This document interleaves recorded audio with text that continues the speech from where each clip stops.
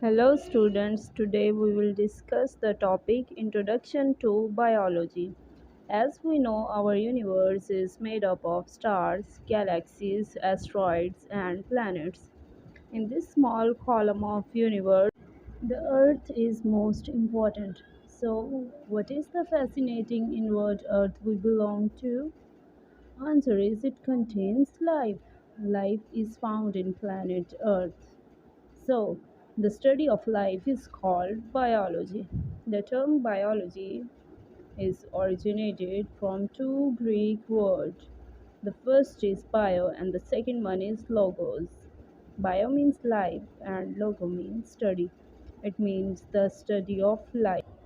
But when we say life, it does not mean only humans. We have to consider plants, other animals, birds, and various forms of microorganisms. When we study biology, we will get answer of various important question. What is exactly constitutes a living organism? So to answer this, we all know that the bag in the picture shown cannot eat, grow, breathe, reproduce, move on its own. It also don't have emotions. So that's why we will call it a non-living thing. And on the other hand, a man is a living organism. A living organism in his lifespan can perform several characteristics. So let's look its characteristics one by one. The first one is composition. Have you ever wondered what the human body is made up of? So to give you all the some facts, the human body is made up of approximately 37 trillion cells. And these cells makes building materials. Cell is the basic fundamental unit of life.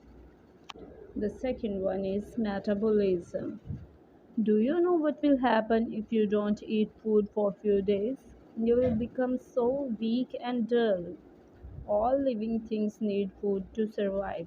The intake of food and gets energy from it. This process is called metabolism. We know that the plants also need energy for their survival, but their process of taking energy is different. As we know, plants use sunlight for energy source and they possess their own food. So the third one is growth. The people looking at my child, I was wondering why I'm not like a cute baby anymore. What is changed in over all these years? Biology does have answer of all my questions. All organisms have tendency to increase in its size, and this process is called growth. The fourth point is reproduction. Have you ever wondered how you came in this world? The ability of organism to reproduce by cell division to form two cells from one cell to make a new individual called reproduction. Plants also show characteristics of reproduction but various other means. The fourth one and the last point is evolution and adaptation.